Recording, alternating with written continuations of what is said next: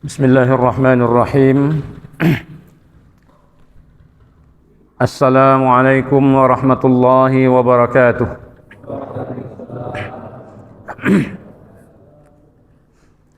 Alhamdulillahi rabbil alamin. Wa afdalus salati wa atammut taslim ala sayyidina Muhammadin sayyidil anbiya'i wal mursalin wa ala abihi sayyidina Ibrahim wa ala akhawayhi sayyidina Musa wa Isa wa ala ikhwanihi minal anbiya'i wal mursalin wa ala ali kullin wa sahbi kullin ajma'in. Amma ba'du, ma'asyiral muslimin wal muslimat rahimakumullah. Bapak-bapak, ibu-ibu, hadirin dan hadirat, puan-puan, perempuan yang dirahmati Allah sekalian. Alhamdulillah, puji syukur kepada Allah Subhanahu wa taala yang memberikan kuat dan sehat kepada kita. Semoga kita senantiasa memanfaatkan sehat dan kuat ini untuk mendekatkan diri kita kepada Allah Subhanahu wa taala. Demikian salawat dan salam ke atas junjungan kita Nabi besar Muhammad sallallahu alaihi wasallam. Allahumma salli ala Muhammad wa ala ali Muhammad. Allahumma la ilma lana illa ma 'allamtana innaka antal azizul hakim. Ya Allah, berikanlah kekuatan kepada kami, berikan ilmu kepada kami, ya Allah, berikan hikmah dan kebijakan kepada kami semua. Semoga kami senantiasa bisa bertakarrub kepadamu ya Allah ya arhamar rahimin. Baik Bapak Ibu yang dirahmati Allah, kajian kita pada subuh ini kita lanjutkan tentang hukum keluarga, di mana pada bulan yang lalu, ya, sebulan yang lalu kita membahas tentang ada beberapa wanita yang tidak boleh kita nikahi, ya, yang tak boleh kita menikahinya. Yang kita bahas adalah bagian wanita-wanita yang haram bagi kita untuk menikahinya secara muabbadah, secara selama-lamanya. Seperti ibu kita, anak kita dan seterusnya, ya. Hari ini kita akan membahas tentang haram menikahi perempuan secara muaqqatah. Muaqqatah itu berwaktu. Sekarang kita haram menikahnya, tapi ada waktunya. Ada waktunya, nanti bisa jadi boleh. Nah, siapa dia? Nah, ini mungkin kita semangat merdeka kita hari ini, kita semua mungkin mau ikut upacara, ya. Nah, jadi kita siapkan cepat. Biar jangan nanti tergesa-gesa kita untuk pergi menghadiri upacara. Baik. Perempuan-perempuan yang tidak boleh dinikahi secara muakkad, secara berwaktu itu ada beberapa orang, ya. Dalam kitab ini ada 6 disebutkan, ada 7, ya, ada 7. Nah, jadi sebelum saya lanjutkan ini, teringat ada dulu soal yang belum kita jawab, ya. Ada soal yang belum kita jawab tentang orang yang menikah, udah terikat hubungan suami istri, mereka melahirkan anak, ya, sudah lahir anak, tiba-tiba tahu bahwa yang suami istri itu adalah kakak adik, saudara kandung, ya, saudara kandung. Lalu bagaimana status anak? Itu ditanyakan, ya. Bagaimana status anaknya? Oke. Jadi dalam hal ini, kalau nikah yang terjadi seperti ini, karena waktu nikahnya tidak diketahui bahwa mereka itu adalah saudara kandung, sudah dilaksanakan pernikahan, lalu lahir anak. Apa hukum anak itu? Apakah dianggap anak zina, anak haram, atau bagaimana? Ya, ketika terjadi hal seperti ini, maka yang pertama sekali wajib ditafrik antara suami dan istri. Artinya dipisahkan, tak boleh lagi mereka suami istri. Dipisahkan, artinya suami hidup sendiri, istri sendiri. Tak boleh lagi, mereka bukan suami istri, karena mereka sudah tahu dia saudara kandung. Lalu bagaimana anaknya? Anaknya tetap dihukumkan dinasabkan kepada ayahnya. Berarti anak mereka adalah anak yang sah. Ini ibu dia, yang ini ayah dia. Arti dinasabkan dengan ayahnya. Apabila mati salah satu di antaranya, anak atau ayah, maka konsekuensinya mereka berhak untuk mendapatkan warisan. Kemudian apabila anak itu, kalau dia perempuan, dia mau menikah, maka ayah punya hak atau kewajiban untuk menjadi wali. Jadi beda dengan anak luar nikah. Ya, belum akad nikah, mereka sudah duluan ya melakukannya, berzina, kemudian lahir anak, ya. Nanti anaknya ketika lahir dianggap anak zina, anak luar nikah, maka nasabnya tidak bersambung kepada ayahnya. Kalau ayahnya mati, anak tak dapat pusaka. Anak mati, nanti ayah tak dapat pusaka. Bahkan kalau anak itu mau menikah, dia perempuan, ayah tidak berhak untuk mewalikannya. Itu kalau anak zina tadi. Tapi ini tak dianggap zina karena dia menikah tanpa sepengetahuan bahwa dia adalah saudara kandung. Itu ya yang dulu yang bertanya. Baik. Sekarang kita lanjutkan. Wanita yang haram secara berwaktu itu pertama sekali adalah al-jam'u bainal ukhtaini. Al-jam'u bainal ukhtaini. Dalam Al-Quran Allah menyebutkan dalam surah An-Nisa, wa antajma'u bainal ukhtaini illa ma qad salaf. Haram hukumnya, tidak boleh kamu mengumpulkan dua orang bersaudara. Seperti apa dua orang bersaudara? Seorang lelaki menikahi seorang perempuan, sama ada pada waktu yang sama dia nikahi dua orang perempuan bersamaan, itu adalah adik kakak secara kandung. Adik kakak, dinikahi dua-dua. Ini haram. Atau dia nikahi waktu yang terpisah. Nikah dia dengan kakak dulu, sebulan kemudian, setahun kemudian nikah lagi dengan kakak, dengan adiknya. Lalu dia kumpulkan dua istri ini, artinya bersama dengan dia walaupun tak tinggal satu rumah. Ini hukumnya haram. Haram secara muakkatah, berwaktu. Kapan waktunya? Waktunya itu kalau dia nanti sudah berpisah dengan istri pertamanya, sama ada berpisah disebabkan kematian istri pertama, meninggal istri pertama, maka dia nikahi adiknya. Itu tak masalah, boleh, karena waktu haramnya sudah habis. Atau dia bercerai, dia talak istri yang pertama, lalu dia nikahi adiknya. Itu boleh, tak ada masalah. Yang tak boleh itu dua-dua jadi istri dia sekarang. Kalau orang Arab itu, bapak-bapak, ibu-ibu sekalian, orang Arab itu, kami tinggal di Syria dulu. Mereka itu orang Arab itu, kenapa kadang-kadang kita tengok orang Arab ini kalau udah perang, musuh, ya, Israel diserang, menyerang kawan saudara-saudara mereka di Palestina, satu tak ada bantu. Memang mereka itu hidupnya itu dengki. Hidupnya itu dengki. Kita di Indonesia ni berpulau-pulau, berserak-serak, tapi bisa bersatu. Mereka tak ada pulaunya, satu tanah, satu daratan, bisa keluar masuk, tapi mereka saling dengki-mendengki. Jadi kemudian juga sikap mereka, kadang-kadang mereka itu materi, terlalu dunia ini, ya. Sehingga ada orang-orang Arab Saudi, orang-orang Kuwait yang kaya-kaya itu, dia menikahi satu keluarga itu 4 orang anak gadis itu. 4 orang dinikahinya. Tapi karena dia orang Islam, dia ngerti hukum, dia tidak campurkan semua ini, tidak sekali nikah. Ya, tahun ini dia nikahinya kakaknya. Ya, hidup dia 2 tahun, 3 tahun, dibelikan rumah, dibelikan mobil, dia ceraikan. Dia ambil adik yang kedua. Begitu juga, tak ada masalah sama keluarganya. Kenapa? Yang penting mereka dapat duit, hidup mewah. Lepas tu ceraikan kakaknya lagi, ambil lagi adiknya, sampai 4 orang. Itu terjadi. Kalau kita kan dah sekali diceraikannya satu, nak diambil yang kedua pula lagi, bagi. Tapi mereka duit, ya, duit banyak. Diambil, sanggup. Ya, dan ini banyak terjadi, ya, dalam kehidupan masyarakat kita mungkin ada, ya, tapi di negara kita ini ada yang banyak yang terjadi. Ketika seperti itu kadang-kadang ipar ini terlalu manja. Ini hati-hati kalau kita punya anak perempuan, udah bersuami dia, lalu adiknya pula terlalu manja dengan abang ipar. Abang iparnya apa lagi? Ya, sayang begitu begini, lama-lama mulai curhat, mulailah ini semua. Akhirnya apa? Dia tinggalkan kakaknya, dia ambil adiknya. Hati-hati kita. Baik. Jadi mengumpulkan 2 perempuan saudara kandung, ya, itu haram secara muakkatah. Artinya kalau sudah berpisah salah satu, boleh ambil yang satu lagi.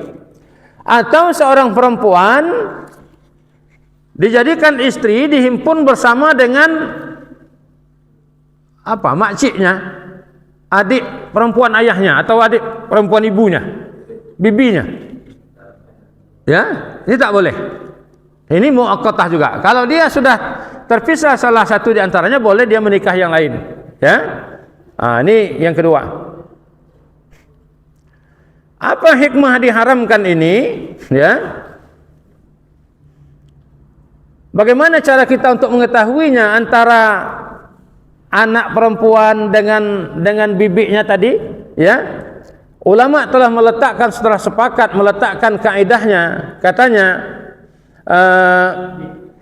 haram kita menghimpunkan kedua-duanya itu sebagaimana katanya, lau furidat ihdahuma zakaran, ya, lama jaza lahu an yatazawwaja al-ukhra. Andai kata anak perempuan kita tadi dengan anak bibinya atau anak pamannya, ya, kalau mereka ini bukan dengan anak pamannya, dengan pamannya atau dengan bibinya, ya, dengan paman atau dengan bibinya, dia menikah, itu haram. Kenapa? Karena kalau umpamanya anak perempuan ini dengan bibinya itu laki-laki, boleh tak ada nikah? Anak perempuan awak sama adik laki-laki awak, boleh nikah? Tak boleh. Bapak. Begitu juga kalau dia perempuan, anaknya perempuan, anak kita perempuan, ya, kita nikahkan anak kita dengan seseorang, lalu nikah lagi dengan anak paman, dengan paman kita tadi, atau dengan bibi kita, tidak boleh. Ya, ini muaqqatah. Kapan? Kalau dia teringin sangat, ya, mau menikah dengan yang kedua, ceraikan yang pertama. Ceraikan yang pertama. Saya lu ada kawan saya dari Jordania, saya lupa namanya. Dia jumpa saya itu tahun 96, 95, 96. Ya, tinggal satu asrama. Istrinya ketika dia berjumpa sama saya sudah 12 orang. 12 orang istrinya, yang ke-12 orang Indonesia. Saya bilang kepada dia, insyaallah yang ke-12 nih, inilah yang akan menghancurkan kamu. Karena dia nikah selama ini orang Arab, tak ada masalah. Orang Arab itu 4 orang istri, silakan. Ya, kalau kamu mau nambah lagi, ada yang sanggup, tinggalkan aku, tapi tinggalkan kompaunnya sekian, nikah lagi dengan yang lain. Ya, jadi dia menganggap cerai itu adalah satu syariat, ya, syariat yang perlu dilaksanakan. Memang syariat Allah cerai itu, tapi tidak semudah itu kita menjatuhkannya. Ya, jadi dia pegang istrinya 4, ya, bila dia menambah buang satu. Ya, ini kalau yang diantara yang istrinya itu ada yang bersaudara kandung atau ada bibinya yang menjadi istri kepada laki itu, maka haram hukumnya, kecuali setelah berpisah antara suami dengan istri yang pertama, baru boleh dia nikah lagi. Ya, baik. Apa hikmahnya? Hikmahnya daripada mengharamkan mengumpulkan dua saudara kandung atau perempuan dengan bibinya, itu hikmahnya adalah karena apa? Menyebabkan terjadinya permusuhan, perpecahan antara keluarga. Bisa kita bayangkan kakak adik bermadu. Kakak adik bermadu. Ya, kakak ambil suami adik. Siapa penyanyi kita dulu yang terkenal apa? Elvi Sukaesih.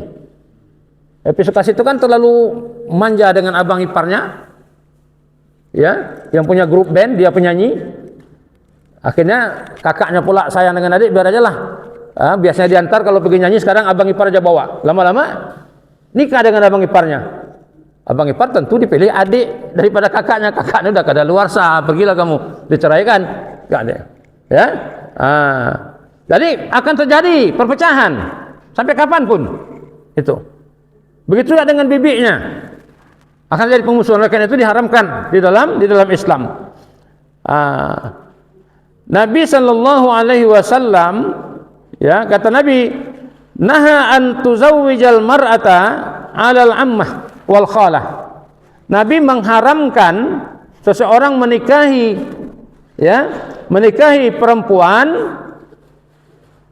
pada waktu sama juga dinikahi adik ayahnya perempuan atau adik ibunya yang perempuan, itu diharamkan ya. Wa qala inna kunna iza fa'altunna zalika qata'tunna arhamakunna. Ya, apabila kamu lakukan hal itu maka kalian telah memutuskan silaturahim antara keluarga tersebut. Memutuskan hubungan silaturahim itu sangat dahsyat hukumannya. Ya, sangat dibenci oleh Allah Subhanahu wa taala. Oleh karena itu kita harus berhati-hati apalagi pada masa sekarang ini, ya, di mana masa sekarang ini orang tidak lagi menghormati hukum Islam. Tak hormat sama hukum Islam itu. Sehingga hukum itu ditaruh di belakang.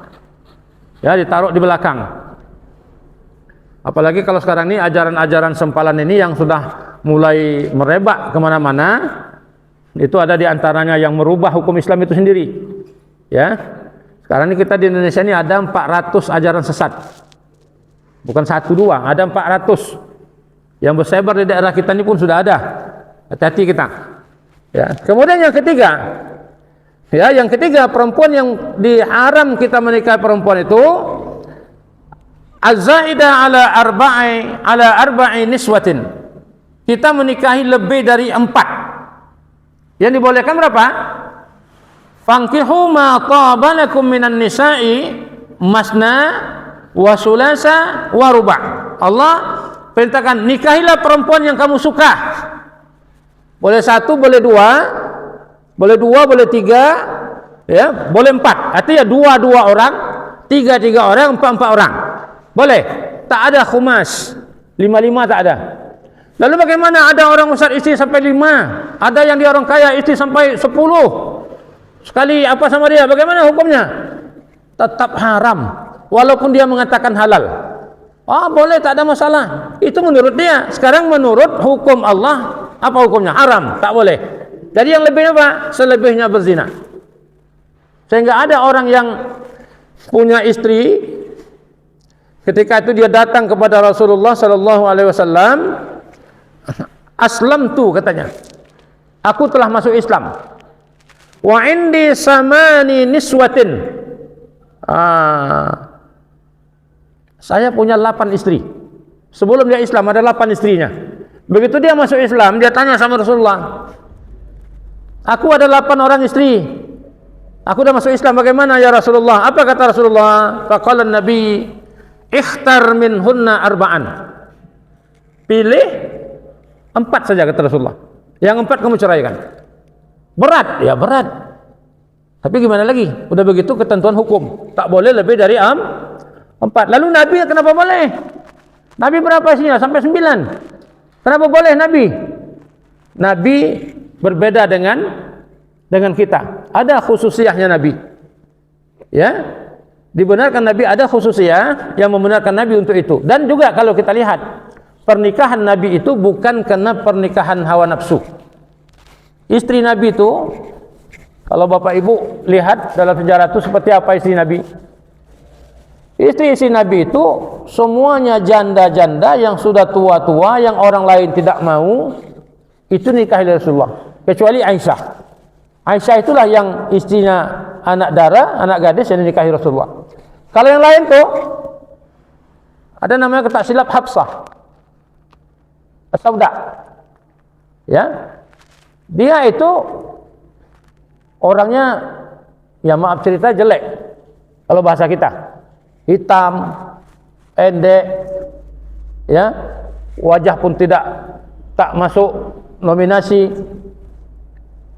Akhirnya banyak sahabat yang dia menawarkan diri untuk nikah dengan sahabat. Tawarkan pada Umar, Umar tak mau. Dibagi sama Abu Bakar, Abu Bakar pun tak mau. Sementara dia janda, sudah tua, ya tidak ada yang bisa menghidupi dia, membantu dia kecuali dia sendiri bekerja. Lalu tak ada lagi sahabat yang diberikan sama Utsman. Utsman pun tak mau. Akhirnya Rasulullah yang mengambil dia jadi istri, diperistrikan oleh Rasulullah.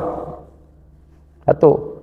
Kemudian ada lagi istri Nabi sallallahu alaihi wasallam, Ummu Salamah, yang dia sebenarnya secara biologis dia tidak lagi memerlukan suami. Dia tidak lagi perlu kepada hubungan suami istri itu. Ya. Tapi dia dinikahi oleh Rasulullah karena dia kehilangan suaminya yang dianggap sangat hebat. Dinikahi oleh Rasulullah. Setelah dia menikah dengan Rasulullah, jatah malam dia itu, katakan kalau Nabi setiap hari berkeliling kepada istri-istrinya, maka ketika giliran dia di rumah Ummu Salamah menghadiahkan waktunya itu kepada Aisyah. Aku sudah tua, tidak perlu lagi ada berhubungan seperti itu. Ya silakan bagi Aisyah, dia orang muda. Begitulah yang dipilih Rasulullah. Kalau kita kan tidak. Kalau kita mau nambah istri itu kan tengok lagi yang lebih muda dari istri kita. Ya. ABG pula yang dicari. Ya. Kalau janda harus janda yang berambut pirang. Ya. Ada nyanyi itu, kuda yang mana yang Tuhan senangi, ya. Kuda yang pirang. Teruskanlah. Suara saya tak sedap. Baik. Jadi ini tadi, kalau kita udah 4 istri mau menikah lagi, haram yang kelima itu. Kecuali kita pisah, kita ceraikan yang satunya. Ini seperti raja-raja Arab Saudi.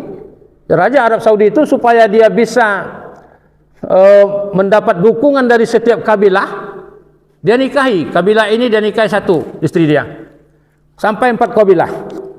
Dia mau ngambil kabilah lain supaya bisa dapat dukungan juga, dia ceraikan satu, dia simpan, dia nikahi kabilah ini lagi, dia ceraikan, sehingga akhirnya semua kabilah ada istrinya, tapi tetap yang dipegangnya 4 orang. Yang lain mana? Disimpan, tidak dibolehkannya, zalimnya itu tak dibolehkannya nikah dengan orang lain. Tinggal di astana, dikawal, tak boleh keluar, dijaga ketat, kehidupan mewah, tapi macam burung dalam sangkar. Itu dia. Baik. Ini ada yang udah 4, bapak-bapak. Ada yang udah 4 belum? Yang 2 aja pun payah ya. Kalau kita di Afrika itu, kalau bapak ibu pergi ke Afrika, ada negara Somal, kalau tak silap ya, negara Somalia itu, bini tak ngasih. Awak mau? Di Afrika itu kalau kita pergi undangan rumah pesta, berapa orang kita bawa istri? Kalau kita bawa istri 1 orang, tempat duduk kita di pinggir-pinggir jalan tuh, ada kursi disusun situ untuk orang istri 1 orang. Ya. Kemudian bawa istri 2 orang, tempat duduknya maju sedikit, ada payung. Ya, tidak berpanas dia. Bawa istri 3 orang, dia boleh duduk di teras ini. Kalau bawa istri 4 orang, tempat dia VIP. Ya, disediakan. Kena 4 orang istrinya, dibanggakan orang. Kita kalau banyak istri gatal kata orang kan, apa salahnya? Mau dibolehkan. Ya. Ayah saya sampai 5 istrinya. Tapi tak 5 terkumpul. Ya. Anaknya cita-cita tinggi, tapi tak ada yang berani. Belum ada lagi sampai cita-cita ya. Baik, wallahu alam. Itu tadi ya, kalau udah 4 mau nambah lagi, ceraikan 1. Auzubillah, mudah-mudahan tidak ya. Kalau udah ada 4 itulah kita jaga, kalau sanggup. Kemudian yang keempat, wanita yang haram kita nikahi adalah wanita yang musyrikah. Ada wanita yang musyrik. Seperti apa wanita musyrik? Wanita musyrik itu adalah wanita yang agamanya agama musyrik, agama wasaniyah. Agama wasaniyah itu ya kalau sekarang dianggap agama ardi, agama yang tidak punya kitab dari langit. Ada agama samawi, Yahudi, Nasrani itu agama samawi, dia punya kitab. Cuma salahnya mereka itu tidak patuh dengan kitabnya. Sama macam kita punya Quran, banyak juga yang tak amalkan Al-Quran, banyak yang hidupnya bertentangan dengan Al-Quran. Ada agama yang tidak ada nabinya, tidak ada kitabnya dari langit, seperti agama Buddha, agama Hindu, wasaniyah, orang menyembah berhala, menyembah api. Ya, itu dianggap agama yang perempuannya, yang penganutnya dianggap sebagai musyrik, artinya mensyirikkan Allah. Maka kita tak boleh nikah dengan mereka, walaupun cantik seperti apapun, baik seperti apapun, agamanya apa? Agama Buddha, agama Hindu, tak boleh, karena dia musyrikah. Ya, kapan kita haram sama dia? Haram selama dia tidak merubah agamanya, merubah akidahnya. Lalu kalau dia masuk Islam dia segera nikahi. Kenapa? Karena haramnya berwaktu. Waktunya selama dia belum Islam. Kalau dia Islam silakan nikah. Tapi kalau agama lain, bolehkah kita nikah dengan perempuan Yahudi? Bolehkah kita nikah dengan perempuan Nasrani? Pada dasarnya boleh. Tapi kita lihat juga, zaman sekarang jangan asal boleh. Kan banyak pejabat kita, banyak artis yang nikah beda agama, ya kan? Alasan apa? Boleh nikah dengan orang musyrikah. Baik Bapak Ibu, orang perempuan Islam diharamkan nikah dengan orang yang kafir, sama ada musyrik yang tadi agamanya agama ardi, atau yang agama samawi. Laki-lakinya Yahudi, laki-lakinya Nasrani. Boleh perempuan Islam nikah? Tak boleh. Kenapa? Karena pada biasanya di dalam rumah tangga yang mengendalikan rumah tangga itu adalah suami. Dikhawatirkan dia dapat membujuk istrinya supaya istrinya bisa masuk agama Yahudi atau Nasrani. Maka tak bolehkan. Kecuali di Indonesia, yang menguasai keluarga itu adalah istri, bukan suami. Istri yang mengatur kan? Istri mengatur. Jadi maaf ya Bu ya, bukan ibu yang di sini. Baik. Jadi kalau orang laki-laki Muslim, dia tidak boleh menikahi orang yang punya agama yang tidak ada kitabnya, tapi dia boleh menikahi perempuan yang tadi beragama Nasrani atau agama Yahudi. Tapi dia tengok dulu Nasrani seperti apa, Yahudi seperti apa. Nasrani yang dibolehkan, Yahudi yang diboleh nikah itu adalah yang mereka itu masih dipanggil sebagai ahlul kitab. Ahlul kitab itu siapa dia? Namanya ahlul kitab. Mereka itu masih berpegang pada kitab dia yang asli. Kalau kita di Israel itu ada Yahudi ortodoks itu yang bukan Freemason, ya, yang Freemason itu kan pendatang itu, Netanyahu apa segala macam itu pendatang menguasai negara itu. Kalau orang Yahudi yang memang benar-benar asal agama mereka agama Yahudi, ya, mereka berpegang lagi kepada kitab Taurat mereka yang asli, walaupun tidak sempurna lagi, ya, mereka itu boleh kita nikahi kalau mau nikah dengan Yahudi. Ya, dan mereka juga tak sama sifat mereka itu dengan orang-orang Freemason ini. Tak sama. Mereka itu ada hati perutnya, ada hati nuraninya, ya, itu boleh. Atau Nasrani, orang yang beragama Nasrani yang masih berpegang kepada kitab Injil, yang masih bagus. Bukannya sekarang kalau di negara kita ini kan mereka pegangnya Injilnya berapa? Bukan Injil Nabi Isa, tapi 4 Injil yang mereka pegang. Ada Injil Markus, Barnabas, Yohanes, ya, itu dikarang oleh manusia. Kalau dikarang oleh manusia bukan lagi kitab Tuhan. Ya, oke. Baik. Jadi tak usah Bapak Ibu pikir nak nikah sama orang musyrik, yang muslimah banyak lagi. Ya, yang muslimah banyak lagi yang belum punya suami. Oke. Namun secara hukum, ya, boleh dinikahi. Ya. Oke, ini banyak pertanyaan ya. Oke, alhamdulillah. Baik, seterusnya. Perempuan yang sudah menikah. Yang kelima, tidak boleh kita nikahi secara berwaktu, perempuan dan nikah. Ya. Jadi kapan kita boleh menikahi dia? Ada waktunya, Pak. Kapan nanti dia sudah berpisah dengan suaminya? Sama ada suaminya meninggal atau suaminya menceraikan dia. Dan sampai iddahnya, habis waktu iddahnya, boleh dinikahi. Ya. Ada orang kadang-kadang sakingan cintanya sama perempuan, kawan dari sekolah, ya, sampai kuliah pacaran, tiba-tiba nikahnya sama orang lain perempuan ini. Ada yang sanggup menunggunya, Pak. Dia tunggu sampai orang itu berpisah, mati suaminya, maka dia nikahi. Dulu tak boleh, sekarang dah boleh dia nikahi. Ya, sekarang dah boleh nikah. Kenapa? Kalau dah mati suaminya. Kalau masih ada suaminya tak boleh. Ya. Jadi hati-hati kita, banyak TKW kita, mohon maaf saya, banyak TKW kita di Malaysia itu punya suami di sini dia tinggalkan, dia bekerja di sana dia nikah lagi dengan orang lain. Dia mengaku janda, nikah lagi dengan orang lain. Jadi orang Malaysia itu tak semuanya baik, sama juga macam kita. Ada juga yang penyangak, yang penjahat. Dia tengoknya kesempatan orang Indonesia, dia menikahi orang Indonesia itu bukan karena cinta, bukan kenapa. Sebagai mereka itu dia tak bekerja, dia malas bekerja. Disuruhnya perempuan ini bekerja, mencari makan untuk bagi dia duit bagi sama dia. Dia sebagai penanggung jawab aja. Karena kalau dah jadi istri sama orang Malaysia, jadi perempuan ini bebas bekerja. Itu tujuannya. Jadi padahal suaminya ada di sini. Ini tak boleh ya. Harus jelas ya sudah bercerai dan sudah habis iddahnya baru boleh dinikahi.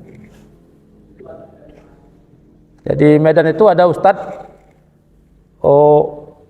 pacarnya itu udah punya 6 orang anaknya, dan ustadznya pun 6 orang anaknya. Meninggal suami pacar tadi, ya, dinikahi sama ustadz itu, yang janda itu, karena cintanya, nunggu dia tak jadi seorang lagi nikahinya, jadi anak jadi 12. Tak sanggup istri tuanya, istri yang pertama tak sanggup. Mana nih anak kita 6 jadi 12? Ya, gimana enggak? Akhirnya dia ceraikan istri yang pertama, diambil istri yang kedua. Ya, tapi apa dia?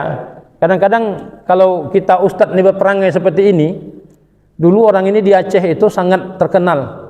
Apalagi di Aceh Utara itu ya, Aceh Utara, Aceh Timur sangat terkenal orang ini. Dipanggil ceramah itu memang dijemput pakai mobil dari Aceh, dibawa ceramah. Begitu dia menikah yang kedua kalinya, sampai tak ada orang manggil dia ceramah, akhirnya dia pergi jadi TKI ke Malaysia. Makanya kalau mau nikah lagi nambah itu hati-hatilah. Ya, apalagi istri orang kita tunggu. Hati-hati, hilang berkah hidup kita. Ya. Baik. Kemudian perempuan yang mu'taddah, perempuan yang beriddah yang ke-6. Perempuan yang sedang dalam iddah, udah cerai dia dengan suaminya, tapi dia belum habis iddahnya. Apa iddah itu? Orang yang sudah cerai itu ada masa tunggunya. Wal mutallaqatu yatarabbasna bi anfusihinna salasata quru'. Orang yang diceraikan oleh suaminya, maka dia harus menunggu iddah 3 kali suci. Arti 3 bulan. Lebih kurang. Ya, 3 bulan, bahkan lebih sedikit. Baru dia boleh nikah. Kenapa? Harus habis iddah supaya tidak bercampur bibit orang lain dengan bibit kita. Orang nanam padi, udah ditanam padi, ditugalkan tegak anak padi itu. Yang kita ambil padi lain lagi, cucuk lagi di situ. Cucuk lagi di situ. Bagus tak bagus padi nanti? Nah itu. Jangan padi ayam aja lah. Ayam dia bertelur, dia mengeram. Dieramkannya telur itu. Tiba-tiba datang ayam lain. Bertelur juga di tempat dia. Mengeram juga di situ. Akhirnya apa? Anak ayam ini pasti tak akan jadi. Rusak. Kalaupun jadi nanti berebut induk ayam. Jadi makanya kalau perempuan belum habis iddah jangan dinikahi. Karena takut dia sudah hamil atau ada benih bibit yang di dalam itu yang akan jadi. Nabi mengatakan tidak boleh kita mencampurkan air kita dengan air orang lain. Bukan air putih maksudnya. Pahamlah. Ya, kalau air putih tak ada masalah, ya. Air tak boleh campur dengan orang lain punya. Nah, itu ya. Kemudian wa ulatil ahmali, dan perempuan-perempuan hamil, kalau dia hamil berapa lama iddahnya? Hatta yada'na hamlahunna, sampai dia melahirkan anaknya. Oh, dia diceraikan sama suaminya, 1 jam kemudian lahir anaknya, habis iddahnya, boleh dia nikah. Ya. Tapi kalau dia baru minggu pertama hamil, diceraikan oleh suaminya, terpaksa dia menunggu anak lahir 9 bulan kemudian, baru lahir anaknya, baru habis iddahnya. Ya, kemudian kalau dia suaminya meninggal, atau dia suaminya meninggal ya, atau perempuan yang belum diwata'. Kalau suaminya meninggal 4 bulan. Kalau perempuan yang tak diwata' ada iddahnya, Ustaz. Apa? Syekh? perempuan belum disetubuhi. Tak ada ya? Tak ada. Okey. Jadi kalau dia perempuan, dia nikah, dia akad nikah. Saya terima nikah Polan bin Polan. Sah katanya kan? Lepas tu dia ceraikan istrinya. Belum sempat dia apa-apakan, dia ceraikan. Maka ini kalau ada orang mau menyambung, pada sayang waktu itu juga kan, cewek dah berhias tak ada apa, saya gantinya langsung. Boleh tak? Ya? Sayang kita nengoknya. Itu. Jadi yang di dalam iddah, ini paling banyak bapak-bapak. Mohon kalau bapak-bapak punya anak perempuan, ya, saya banyak melihat, makanya saya di Malaysia itu selalu orang menawarkan, Pak Ustadz boleh jadi saksi? Jadi saksi apa? Menikahkan, ada warga kita yang mau menikah. Saya tanya betul-betul siapa bapaknya, dia bercerai kapan, mana surat cerainya. Kalau tak ada jangan kita coba-coba. Kenapa? Ternyata dia belum habis iddahnya dan dia belum cerai dengan suaminya secara sah, belum ada surat cerainya. Setelah 5 tahun kemudian suaminya pulang dan dia menuntut suami yang pertama, mengatakan merebut istri dia. Kena penjara. Ya? Jadi dari segi hukum Allah dia salah, hukum dunia juga dia salah. Tak boleh. Baik, itu tadi ya. Dan yang ketujuh, yang terakhir, perempuan yang mutallaqah salasan. Artinya seorang punya istri, dia ceraikan istrinya, sudah talak 3. Talak 3. Kemudian dia mau balik lagi. Macam mana caranya? Cinta setengah mati, gila janda dua-dua, tapi tak bisa balik, dia dah talak 3. Bagaimana caranya? Ini haram dalam tempo waktu selagi perempuan itu belum nikah dengan orang lain. Oh, kalau udah nikah dengan orang lain, dia ceraikan, bolehkah kita menikah dia? Boleh, tapi tengok dulu ada syaratnya. Asal nikah. Makanya ada istilah Cina buta dalam masyarakat kita. Atau dalam bahasa Arabnya, dalam fikihnya dipanggil atis al-musta'ar, kambing sewa, ya, kambing gembel sewaan. Jadi tis musta'ar ini haram hukumnya, tetapi kalau sudah terjadi, perempuan itu boleh nikah dengan suaminya lagi. Kenapa dipanggil dengan Cina buta? Rupanya kata ayah saya dulu, zaman dulu, untuk menjadi kambing gembel ini tak ada yang mau. Dia ada cerai 3 talak sama istrinya, mau balik lagi tak ada yang mau nikah. Adalah Cina buta, dinikahkan sama perempuan itu. Dinikahkan sama perempuan itu, ya, dengan berjanji, janjinya tak dalam akad, di luar akad. Di luar akad janji, nanti kalau kau udah nikah, ya, 1 hari, 2 hari, atau seminggu kamu ceraikan. Ya, dibagi dia duit. Dia namanya Cina buta. Karena pertama itu Cina buta itu yang mau. Ya, dia buta, dia tak nampak perempuan itu cantik apa tidaknya, yang penting perempuan. Dia terima dia. Jadi jadilah terus dalam masyarakat kita. Tapi kalau dalam akad nikah disebutkan, aku terima nikah Polan dengan syarat seminggu aku akan ceraikan, tak boleh. Haram, akadnya batal. Ya. Jadi kalau dia nikah, kalau dia ingkar, udah janji di luar nikah nanti cerai, dia tak mau ceraikan. Tak bisa. Dia tak mau ceraikan istrinya. Jadi ingkar janji dengan tadi, itu lain masalahnya. Yang penting ini istri dia tak mau, tak ada masalah, sampai bergaduh. Ya, jadi kalau memang itu ada ini ceritanya pada zaman Nabi Sallallahu Alaihi Wasallam. Ya, pertama kita ambil Al-Quran dulu. Al-Quran mengatakan, fa in talaqaha fala tahillu lahu min ba'du hatta tankiha zaujan ghairaha. Apabila wanita itu sudah ditolakkan 3, ya, maka tidak halal baginya untuk kembali, walaupun dalam iddah atau di luar iddah tak boleh kembali sampai perempuan itu menikah lagi dengan orang lain, bukan laki-lakinya. Laki-laki tak jadi syarat dia nikah tak nikah, perempuan yang harus nikah. Oh, kalau gitu bisa nikah dia langsung cerai. Tengok dulu apa hukumnya. Datang seorang perempuan dari Ja'at Imra'atun Rifa'ah Al-Qurtubi. Ya, ada seorang bernama Rifa'ah. Dia punya istri. Kata istrinya datang mengadu kepada Nabi. Faqalat kuntu inda Rifa'ah fatallaqani. Saya istri Rifa'ah. Dia ceraikan saya. Ya. Dia ceraikan saya. Fa abattu talaqi. Artinya dia mentolaknya itu tolak yang habis, putus, tidak boleh nyambung lagi. Ya, maka dia tanya sama Nabi, kata dia, fatazawwajtu inda Abdurrahman. Baik. Dan aku nikah dengan seorang bernama Abdurrahman ibnu Zubair, suami baru dia. Innama ma'ahu mislu hudbati as-saubi. Tapi ya Rasulullah, katanya Abdurrahman ini punya Abdurrahman itu macam ujung kain. Apa maksud ujung kain? Loyo lembut. Abdurrahman itu tak bisa. Dia menikah dengan perempuan itu, tapi dia tak bisa berhubungan dengan perempuan itu. Kenapa? Macam kain. Macam mana dibuat? Kecuali bebek, itik dia boleh masuk, kita tak boleh. Ya. Jadi apa kata Rasulullah? Ya, kata Rasulullah, aturidina an tarji'i ila Rifa'ah? Apakah kamu ingin kembali kepada Rifa'ah? Kata Rasulullah, kalau begitu keadaannya tak boleh, kata Rasulullah. Kenapa tak boleh? Hatta tazuki usailatahu wa yazuku usailataki.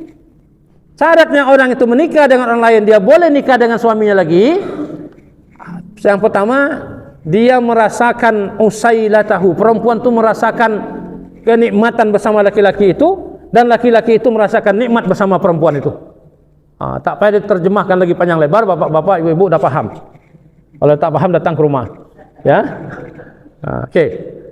Jadi kalau umpamanya udah nikah dia, tapi tak dia apa-apakan, tak bisa diceraikannya. Tak boleh. Harus dia rasa dulu. Masalahnya itulah sekarang yang terjadi. Ya, maka diharamkan orang mengambil upah itu. Kenapa? Karena rasa itu, kalau udah dapat dia rasa, lupa dia janji. Janji dulu. Oh, janji dulu seminggu kamu ceraikan. Dia sudah merasakan kenikmatan yang sana juga dah merasakan. Akhirnya apa? Tak hirau lagi, janji dulu. Yang penting sekarang udah jalan dengan baik. Itu makanya, ya. Baik, Bapak Ibu yang dirahmati Allah, itu tadi ada 7 golongan wanita yang tidak boleh kita nikahi, tetapi ada waktunya. Sampai waktunya nanti, maka boleh dinikahi kembali. Ya. Itu insyaAllah, mudah-mudahan, karena kita hari ini ada acara juga, mungkin di desa masing-masing. Ya. Dan insyaAllah minggu depan kita akan sambung hukum ta'addud az-zawjah dan hikmahnya. Artinya poligami, hukum poligami dan juga hikmahnya. Apa hikmahnya? Mudah-mudahan nanti dengan hikmah ini ada minat tertarik bapak-bapak untuk berpoligami, insyaallah, mudah-mudahan. Ya, karena sekarang belum tahu hikmahnya. Baik, ada pertanyaan nih. Ada beberapa pertanyaan kita. Yang pertama, apa hukumnya seorang laki-laki yang menikahi perempuan yang sedang hamil? Anak yang dikandung itu bukan anaknya. Wah, ini ya berat nih.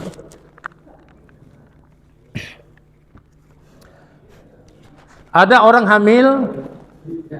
hamil dalam zina. Ya. Lalu kabur laki-lakinya. Ya, kabur laki-lakinya dibiarkan. Maka dicari orang pengganti. Dalam orang Melayu kata dia Pak Sanggup. Pak Sanggup ini dia menyanggupi banyak orang. Ya. Ini detailnya. Ini pendapat ulama, ada yang mengatakan haram menikah langsung, ada yang membolehkan. Supaya lebih enak, ini saya tangguhkan bulan depan. Boleh ya? Lebih enak bahasanya. Ya. Siapa yang bolehkan, siapa yang tak bolehkan. Karena ini perlu dibaca dulu, tidak bisa kita sembarang menjawabnya. Oke. Baik, PR. Karena di kampus saya juga ditanya seperti ini, saya minta tempo juga dengan mahasiswa, tolong saya baca dulu yang jelas. Nanti biar tahu ya. Karena ini kaitannya dengan zina ini. Ya. Baik, kemudian ini bagaimana caranya supaya istri mau mengizinkan kita nikah lagi? Itu satu dia.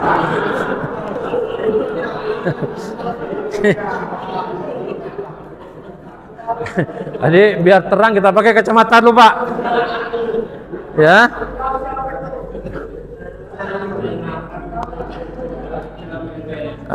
Jadi kita pakai kacamata biar lihat mudah sedikit. Bagaimana cara supaya istri mau mengizinkan kita nikah lagi? Nih ya. Ini sebenarnya apa? Ini tergantung kepada bagaimana cara kita mentarbiah istri kita. Bagaimana cara kita mentarbiah istri kita. Ya. Kalau kita seperti orang jamaah tabligh, mohon maaf, jamaah tabligh atau orang-orang sufi, dia ada cara dia mentarbiah istrinya, meyakinkan istrinya supaya istri itu bisa ikhlas memberikan suaminya untuk nikah lagi. Makanya kalau kita tengok orang jamaah tabligh itu, suaminya mau keluar berapa lama? 3 hari, 1 bulan, 40 hari, 4 bulan, silakan. Walaupun tak ditinggalkan duit, tinggalkan, silakan. Mau nikah lagi silakan, tapi dia harus bisa mentarbiah. Mampukah kita mentarbiah istri kita seperti orang jamaah tabligh mentarbiah istrinya? Hanya susah nih. Terpaksa awak masuk jamaah tabligh. Masuk jamaah tabligh itu bukan kita saja, bawa dia masuk sekali. Kalau kita saja jamaah tabligh, dia tidak akan jadi nih. Ya. Kemudian orang sufi, orang tarikat, biasanya mereka ini ada amalannya, Pak. Ada amalannya. Mau saya bagi amalan. Tapi kalau saya mengamalkannya tak jadi, sebab saya sudah mengajarkan doa itu duluan kepada istri saya. Ketika saya mengamalkan itu sama dia, ternyata dia juga mengamalkan itu untuk saya. Maka tak tambah-tambah. Nah, jadi bapak nanti diam-diam, ya, ambil surah An-Naml, surah semut, An-Naml yang artinya semut, ayat 30-31 atau 29-30-31 itu. Apa ayatnya? Catat ini, ya. Ayatnya, innahu min Sulaimana wa innahu bismillahirrahmanirrahim alla ta'lu alayya wa'tuni muslimin. Itu doa Nabi Sulaiman. Ratu Balqis yang begitu hebat bisa ditundukkan oleh Nabi Sulaiman. Doa itu. Ini kita, ratu kita, caranya itu sedang dia tidur, ya, sedang dia tidur, bacakan itu 3 kali, tiupkan ke ubun-ubunnya. Ibu-ibu dengan doa itu balik semuanya dia. Padahal tadi dia ambil doa tu, dia baca supaya jangan suaminya ini jangan manjur. Bacakan itu 3 kali, ditiupkan ke ubun-ubun istri, ya. Insya-Allah dia akan lembut hatinya, bisa kita atur dia. Ya. Lambat kita pulang apa semua dia takkan marah, tapi yang penting niat kita tu ikhlas. Jangan niat kita untuk jahat sama dia. Ya, insya-Allah jadi. Itu dia Bapak. Ya, saya pula tak berani pula kadang-kadang mengamalkan untuk istri. Untuk tujuan itu, untuk tujuan lain saya amalkan. Ya. Pasal innahu min Sulaiman ini. Baik. Kalau kita yakin Bapak, innahu min Sulaiman ini ada orang yang bermusuh dengan kita yakin bacakan ini, pergi kita mendatangi dia, ya, kita baca setelah di hadapan dia itu kita baca tabat yada 1 kali, kemudian kita baca wal yatalattaf wala yusy'iran nabikum ahada, kita tampar dia. Tempeleng sekali aja, dia tak akan melawan. Balik kita. Udah balik kita baru dia mengamuk. Kenapa aku tak melawan? Jumpa dengan kita dia takut. Ya? Atau mau saya coba nanti datang saya ke rumah. Nah, tapi kita betul-betul yakin ya. Jangan separuh-separuh ini. Yakin tak jadi. Kita tampar di tumbuknya kita. Ya, oke, itu tadi. Ini tak siapa lah nih. Yang kalau bisa nanti tulis namanya, pertanyaannya biar tahu kita. Ini tak ada namanya. Rahasia ya. Baik. Tapi nanti saya Ikram boleh contoh-contoh tulisan orang ini kan, tengok-tengok tulisnya siapa ini ya. Bagaimana caranya supaya suami tidak takut sama istri? Itu dia. Itu tadi doa tadi. Itu doa tadi. Doa tadi kita berhadapan sama istri, berhadapan dengan siapa saja, kita baca dalam hati saja. Innahu min Sulaiman wa innahu bismillahirrahmanirrahim. Allah ta'alu alayya wa'tuni muslimin. Hakikatkan kita tiup ke ubun-ubunnya. Puh. Soalnya tak banyak. Ya, tapi jangan diajarkan istri mengamalkan itu. Ketika dia mengamalkan itu, dia menundukkan kita. Ya. Jadi ayat itu kita baca. Baik. Oke, berikutnya. Ini banyak nih. Kasus nyata, ada seorang mualaf laki-laki tapi istrinya masih non-muslim. belum masuk Islam dan mereka masih tetap tinggal satu rumah dan tetap berhubungan, apakah itu boleh? Baik. Kalau dia sudah masuk Islam, istrinya belum Islam, itu tadi. Kalau istrinya itu betul-betul ahli kitab, betul-betul dia orang kafir yang masih berpegang pada kitabnya, bukan kitab yang mereka bawa ke gereja itu, minta maaf. Ya, bukan Markus, Yohanes, apalagi namanya. Ya, bukan itu. Tapi dia memang Injil, dipanggil dengan Injil Barnabas. Ya, boleh, tak ada masalah, dia tak ceraikan. Tapi kalau udah berpisah agama seperti ini, ya wanita-wanita yang musyrik yang ada di Indonesia ini dianggap sebagai musyrikah, yang mereka itu agamanya bukan lagi agama Allah. Ya, nah, jadi tak boleh, harus dipisahkan. Kita yang tahu, kita bujuk dia, kita ajarkan dia. Kita yang melihat, kita ajarkan dia. Ya, baik. Kemudian kalau misalnya suami istri itu keluarga masuk Islam, apakah pernikahannya diulang? Oke. Dia suami istri menikah sebelum dia masuk Islam, kemudian kedua-duanya masuk Islam. Apakah diulang pernikahannya? Ya. Tidak perlu diulang pernikahannya, sudah dianggap sah. Tetapi ada juga zaman Nabi yang dia minta ulang. Oleh Rasulullah supaya lebih nyaman dia rasa. Boleh kita ulangi lagi kalau dia ingin. Tapi kalau dia tak mau, tak ada masalah. Sudah sah pernikahan dia semasa dia sebelum Islam. Ya. Baik. Menikah beda agama hukumnya haram. Jadi orang-orang yang menikah beda agama itu kok bisa? Apakah itu diperbolehkan dalam hukum di Indonesia? Ha, ini dia. Saya heran ini. Saya mengajar hukum keluarga. Dalam undang-undang hukum keluarga Indonesia yang dipakai itu kata saya undang-undang nomor 14 apa ya? Tahun berapa itu? Itu tidak dibolehkan nikah itu beda agama. Harus satu akidah. Beda agama tak boleh. Ya, dalam hukum ini. Tapi dari mana mereka ini bisa menikah? Kalau kita tanya ada catatan sipil yang membolehkan. Ya. Secara hukum, rasanya di Indonesia hukum pernikahan Indonesia tidak membolehkan ada nikah beda agama. Jadi bagaimana cara mereka nikah itu? Mereka nikah itu secara ilegal. Ya, tapi ada pelindungnya. Ya, di Indonesia ini banyak hal-hal yang legal tapi tak dilindungi. Hal-hal yang ilegal dapat perlindungan. Bisa saja mereka menikah. Ya. Ada oknum yang berani menikahkan. Tapi tidak diganggu. Ya, itu wallahu alam di mana dasarnya. Kalau yang saya mengajar, ya undang-undang pernikahan Islam itu tidak membolehkan. Dia harus sama agamanya. Sama agamanya, walaupun mungkin mazhabnya lain tak ada masalah.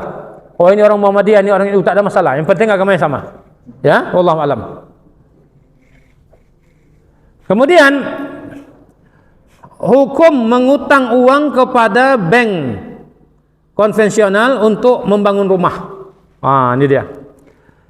Saya baru hari apa kemarin? Hari Sabtu. Ya. Kami rapat di BI, Bank Indonesia. Rapat bersama dengan Majelis Ulama Indonesia Pusat dan Bank Indonesia Pusat. Pembicaranya di antaranya Gubernur Bank Negara, kemudian Menteri Keuangan, dan juga Kiai Haji Ma'ruf Amin, ya, mantan wakil presiden kita, alhamdulillah rahimahullah. Jadi dibahas, ada pertanyaan juga tentang ini, tentang minjam uang atau menyimpan uang di dalam bank konvensional yang notabene-nya ada unsur riba. Ya, jadi Kiai Haji Ma'ruf Amin cukup bijaksana. Ya, beliau mengatakan kita boleh bertayamum, dia bawa kemari ketika tidak ada air. Tak ada air boleh bertayamum. Sembayanglah, mau sembayang apa kita dengan tayamum tadi. Tapi ketika kita sudah datang air, maka batal tayamum. Bapak sedang sholat, Allahu Akbar, tadi tayamum, turun hujan, batal sholat. Kenapa? Tayamum sudah datang. Air sudah datang. Jadi kalau kita menggunakan bank konvensional dengan tiada bank yang lain, tak ada bank Islam, boleh kena darurat. Boleh kena darurat. Darurat itu apa dia? Ad-daruratu tubihul mahzurat, kata kawaid fikih. Darurat itu membolehkan yang haram. Tetapi ad-daruratu tuqaddaru biqadriha. Darurat itu ada kadarnya, ada ukurannya. Ukurannya apa? Saya mau, tadi di sini apa katanya? Mau buat rumah. Untuk membangun rumah. Kalau saya tak buat rumah, saya akan terus dalam keadaan miskin. Menyewa rumah dibayar sewa rumah paling tidak 500.000 per bulan. Bahkan sampai 1 juta, bahkan lebih 1 bulan. Saya mau bangun supaya apa? Supaya keluarga saya sejahtera, supaya saya tidak berutang, supaya saya tidak diburu-buru sama yang punya rumah. Ya, saya minjam. Ini dianggap darurat. Untuk bangun rumah, untuk kediaman dia. Tapi jangan saya minjam uang di bank konvensional, ya, untuk membuat rumah perumahan. Saya buka perumahan nanti dijual, disewa sama orang supaya banyak saya jadi orang kaya. Itu tak boleh. Itu melebihi kadar darurat. Tak boleh. Tapi dengan syarat tadi tak ada bank lain. Kalau ada bank lain, kita sudah ada bank Islam, bank syariah. Kita sudah ada bank BSI. Ada lagi bank muamalah, apalagi BRK syariah. Sudah ada. Apabila sudah ada, maka yang tadi bank konvensional dianggap sebagai tayamum sudah batal. Tak boleh dia pinjam. Boleh dipinjam di bank syariah. Oleh karena itu, gagasan Kiai Haji Ma'ruf Amin, mereka akan melobi kepada pemerintah supaya dibuat undang-undang ekonomi syariah. Undang-undang ekonomi syariah supaya Indonesia ini bisa menjadi pusat bank syariah dunia. Ya, ini karena kita punya potensi sangat besar, kita punya penduduk Islam yang sangat banyak. Ini mudah-mudahan ya, kita tunggu. Mudah-mudahan nanti ini tembus bisa diundang-undangkan, maka kita orang Islam punya kekuatan nanti. Ya, itu dia. Jadi kalau ada udah bank syariah, bank Islam, tidak boleh lagi dia minjam bank konvensional walaupun sedikit apanya. Ya. Baik, itu Pak ya. Yang kedua pula udah berapa dah nih? Jika kita diundang oleh ahlul bait yang tidak kenal, apa hukumnya jika kita tidak menghadiri? Ya Ustaz, ada orang tak kenal mengundang kita. Undangan ini ada undangan yang wajib kita hadiri, ada undang yang sunnah. Undang yang wajib kita hadiri seperti walimatul urus, orang menikahkan anak. Kita wajib hadir. Kenapa? Karena ini orang itu buat pesta pernikahan ini nak beritahu sama orang, anak aku sudah nikah. Kalau engkau nampak anakku berjalan dengan laki-laki atau dengan perempuan, mereka sudah pasangan yang sah. Tak boleh kamu gunjing-gunjing lagi. Ya? Jadi maka kita wajib hadir. Boleh hadir. Tak hadir berdosa. Saya berdosa. Tak hadir saya. Kadang-kadang saya tak di tempat. Kadang-kadang undangan itu tahunya udah tengah malam. Jam 10 baru tahu. Dengan musik balik rumah, kok ada bunyi hiburan dari mana? Ada menikah, ada undangan. Ada undangannya rupanya, tak tahu. Ya, itu mudah-mudahan dimaafkan Allah. Ya. Kadang-kadang memang sengaja tak datang juga. Kadang-kadang memang sengaja tak datang juga karena menengok berlebihan sangat. Ya, berlebihan sangat. Tapi kalau dah jadi pada diri kita apa ya? Kawan saya Ustaz Ibrahim yang di Malaysia itu, setiap orang-orang VIP menikah itu biasa dia panggil baca doa. Habis dia baca doa, kalau dia tengok cara pernikahan itu tak sesuai dengan apa, dia keluar, dia tak akan makan, dia pergi balik. Ada musik Ustaz apa, saya tak mau, tak suka, saya pulang. Tiba-tiba dipanggilnya saya ke sana. Saya bawa guru-guru saya 19 orang untuk menghadiri pernikahan anaknya. Dia pun tak bisa mengelak. Karena sudah menikahkan anak ni payah. Dia pun tak bisa mengelak. Akhirnya apa? Pakai musik. Ya, dangdut India itu dimainkan orang di situ. Saya tengok Ustaz tu pun buka peci lah. Buka peci. Ustaz, ya Allah Ustaz, kita ikutilah dunia ni, kata dia. Apa lagi? Ya.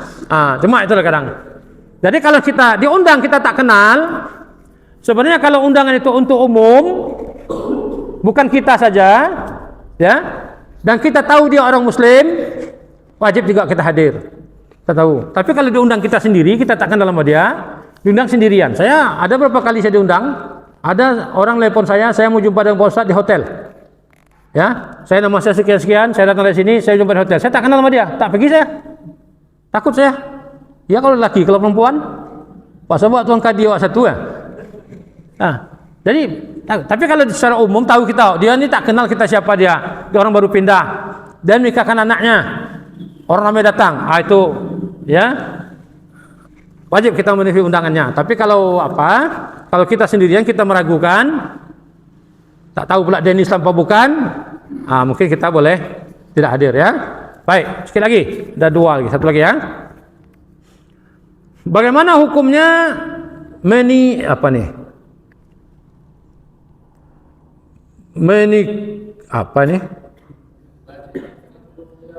bagaimana hukumnya menjatuhkan talak melalui WA. Ini tren sekarang ya, sering dilakukan berulang-ulang. Apakah sah? Tidak ya. Bapak Ibu, tolak ini bukan permainan ya. Nabi mengatakan salasun jidduhunna jiddun wa hazluhunna hazlun. Ada 3 perkara, kalau kamu sungguh-sungguh, dia akan jatuh, terjadi, terlaksana. Kalau kamu main-main pun, dia tetap terlaksana. Apa dia? An-nikah, at-talaq, ar-rujuk. Bapak punya anak perempuan, jumpa sahabat, aku nikahkan dengan kau anakku sebulan. Aku terima, katanya. Aku terima. Ada orang mengatakan sah, habis nikah sudah ya. Walaupun kau memang main, ini bukan permainan. Kalau mau main, nikah dulu, main sama dia. Ini bukan permainan. Begitu juga tolak, main-main bergurau sama istri,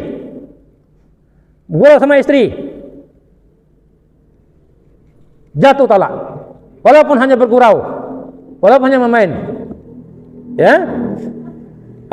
Kemudian rujuk, begitu juga udah cerai, masih dalam iddah ya, sebenarnya tak mau rujuk, tapi apa, kata-kata guru-guru mau main, aku rujuk, engkau balik, udah rujuk balik, sah.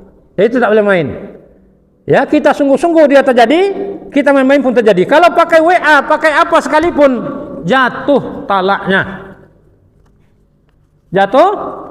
walaupun dia mabuk. Orang mabuk pulang, dia ceraikan istrinya. Saya dulu, paman saya, semoga Allah mengampuni dosanya, dia setiap malam menceraikan istrinya. Pernah sekali dia menceraikan istrinya, tolak 1000. Dia tolakkan istrinya, tolak 1000. Istrinya pula orang tak ngerti hukum, dia cerita. Jadi kata kakak saya, udah jatuh itu bu, tolaknya ya.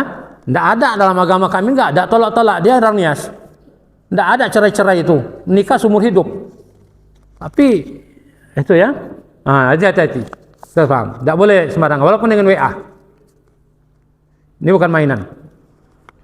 Sebagaimana juga nikah itu dengan WA tak boleh. Nikah secara online tidak dibenarkan, diharamkan oleh Majelis Ulama Indonesia ya. Begitu juga cerai ini tak boleh jangan kita main-mainkan. Baik, yang terakhir, bagaimana fikih mengenai donor ASI memperbaiki stunting bagi ibu yang memiliki permasalahan kesehatan, sedangkan medis menempatkan donor ASI pilihan terakhir dikarenakan risiko tertular penyakit dari ibu yang donor ke bayi penerima ASI. Artinya apa? Ada perempuan yang dia mungkin tidak bisa langsung menyusukan anaknya. Dia tidak bisa menyusukan anaknya, tapi untuk mendapatkan itu ada ASI yang hasil dari donor ASI ya. Mendonorkan ASI ini boleh-boleh saja dengan syarat orang yang mendonorkan ASI itu tidak menyebabkan anaknya tidak mendapat susu. Kalau dia punya anak ya, dia donorkan pada orang lain, tapi anaknya kelaparan, tak boleh, haram ya. Kemudian dia harus izin suami, walaupun suaminya tidak memerlukan ASI itu, tapi harus izin suaminya. Dia donorkan. Tujuannya donor untuk apa? Untuk membantu ini ya, anak-anak yang kurang gizi, stunting dan sebagainya, ya dapat dibantu seperti ini, ya. Atau untuk lebih apanya, kalau bisa disusukan langsung, jadikan anak susu, boleh juga. Tapi kalau jadi anak susu, konsekuensinya nanti dia akan jadi anak kita, ya. Nah, itu jadi dibolehkan, tapi dengan syarat itu dia tidak ini. Kalau di Cina, ada sebagian tempat di Cina itu, sebagian perkampungan, mereka memang perempuan-perempuan itu datang ke restoran subuh-subuh menjual ASI-nya. Kenapa? Ada makanan yang dimasak santannya itu ASI. Ini mencari dosa, bayangkanlah gimana nanti tak sarapan kita rumah nanti, ya gimana caranya, apa makanannya, tapi santan itu pakai ASI, wallahu alam, itu kata orang, ya. Dari tadi boleh, ya, tapi dengan syarat itu tujuannya untuk baik, ya. Baik. Kemudian yang terakhir sekali, jika keluarga bayi mendapatkan ASI dari NGO yang mengelola donor ASI, tidak memberitahukan spesifik tentang asal ASI tersebut, bagaimana nasab bayi di kemudian hari dengan kondisi seperti ini, ya. Dia ini sama seperti donor darah, Bapak Ibu, ya. Jadi dengan ASI ini, karena darah itu kalau kita ambil, yang diambilkan, dikumpulkan di PMI itu kan bukan darah satu orang. Yang mana Pak Dokter? Campur-campur enggak? Satu kantong satu orang? Khusus? Oh gitu. Jadi kalau ASI gimana? Tak direkomendasikan, ya? Baik. Takutnya tertular apa ya? Ada kuman, ada apa ya? Nah, jadi itu kalau secara medis katanya tidak dianjurkan. Jadi kalau apa? Ini juga kita khawatir, ya, karena dokter aja dia tidak merekomendasikan. Ya, sebab apa? Sebab mungkin nanti percampuran ASI sama ada ASI itu memang disediakan dari satu orang akan menimbulkan subhat. Subhatnya apa? Kalau umpamanya orang yang mendonorkan ASI itu ternyata ASI dia diberikan dan kemudian hari diketahui bahwa ASI dia yang diambil, ini subhat, bisa saja hukumnya menjadi anak susu dia atau tidak. Ini akan mengelirukan hukum. Ya, saya rasa ini juga saya minta untuk jadi PR supaya enak kita membahasnya. Ya, itu jadi PR kita. Nanti kita bahas kalian dengan yang tadi, ya. Nah, mudah-mudahan. Jadi alhamdulillah pertanyaan-pertanyaan sudah kita jawab. Cuma ada beberapa ini yang perlu kita dalami, ya, karena ini menyinggung masalah yang sangat sensitif, ya. Masalah ASI tadi dan juga tadi masalah apa tadi? Masalah undang-undang pernikahan, ya. Yang orang bisa menikah beda agama. Baik. Ini Bapak-bapak, Ibu-ibu yang sudah kita insyaallah mudah-mudahan yang selebihnya kita akan jawab pada bulan depan. Mudah-mudahan Allah panjangkan umur kita, bisa kita ketemu lagi. Semoga Allah akan menambahkan ilmu kita insyaallah. Ya. Wabillahi taufiq wa hidayah. Wassalamualaikum warahmatullahi wabarakatuh.